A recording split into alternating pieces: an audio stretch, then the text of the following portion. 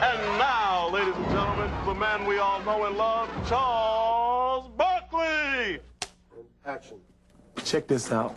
Charles Barkley was born and raised in the small town of Leeds, Alabama, where he learned the value of hard work at an early age. My mother cleaned houses, and my grandmother worked at a meat factory. They did whatever it took to make sure that we had something all the time. We didn't have a lot, but we never went without. So that's probably the greatest thing that I learned from him. Just do whatever it takes to make yourself successful. And Charles would be an instant success at Auburn University. He emerged as one of the nation's best college players, despite packing a few extra pounds. Hello, I'm Charles Barkley at Auburn Tigers. Here are a few of my nicknames. The Bread Truck, the Love Boat, Food World, the Frisco Kid, which is my second favorite, the Wide Lonesome League, Town of Fun, the Good Time Blimp. But my favorite is the Round Mound the Rebound. In 1984, Barkley was drafted by the 76ers, and he quickly showed he was a force to be reckoned with. A force unlike any the NBA had ever seen before. Here you had a power forward in a small forward's body with guard instincts, and there's never been a player that I can remember that combined all of that. Charles just taking over now. Oh, what a pass! Oh, that's the pass of the year. That's a finish. Gotta finish. Oh, what a rejection by Barkley! What a play! What a play! Here comes Charles. Down the lane. Goodbye. Well, Charles is bright, and he's very funny. I think he enjoyed being outrageous. A lot of times he was outrageous in a very charming way. Well, we don't have a lot of plays. Only plays we got is get the ball to me somehow. Charles placed the responsibility for the team's success squarely on his shoulders, and he made Philadelphia one of the top teams in the East.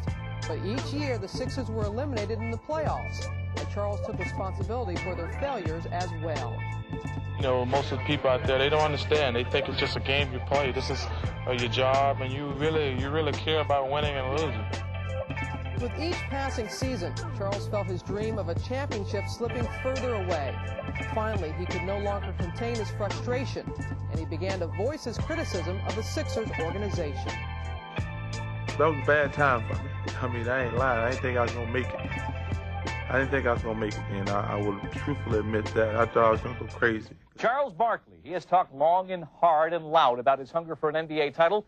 He was traded to the Phoenix Suns in a 3-for-1 deal. The trade? One chapter of Barkley's life was closing, and another was about to begin. As he arrived in Phoenix, Charles instantly became a fan favorite. The trade had left him rejuvenated, and it clearly showed. With a fresh chance to win his first championship, Barkley was playing like a man on a mission. Here he comes again, and here comes Charles. Don't get in his way. I don't mean to brag, but can't no one person stop me. But don't take that person. That role of being Mr. Big Tough Guy all the time, making sure that everybody knew that, you know, when the Suns are coming to town, it's a possibility of you getting blown out, getting your butt kicked or whatever. In Phoenix, Charles would have the greatest season of his career. He won the NBA's Most Valuable Player award while leading the Suns to the league's best record and took them all the way to the '93 finals. God want us to win the world championship. I don't know if I go that far, Charles. No, I talked to him the other night. But while Barkley played valiantly, he still fell far short of his ultimate goal. The Suns lost in 6 games in the finals at the hands of Michael Jordan and the Bulls. Go, go, go! In 1996, his career took another new turn as he was traded to Houston. Good reaching, Oak. You know you can't guard me, boy. Joining the veteran Rockets at age 33, Barkley knew this could be his last shot at the title. I used to be a Chippendale, now I'm a Clydesdale. He still showed flashes of being the Barkley of old, but Father Time and his ferocious playing style were starting to catch up with him. After a series of injuries, Charles announced that 2000 would be his final season, but in December of '99, it appeared that his career would be cut even shorter than he planned.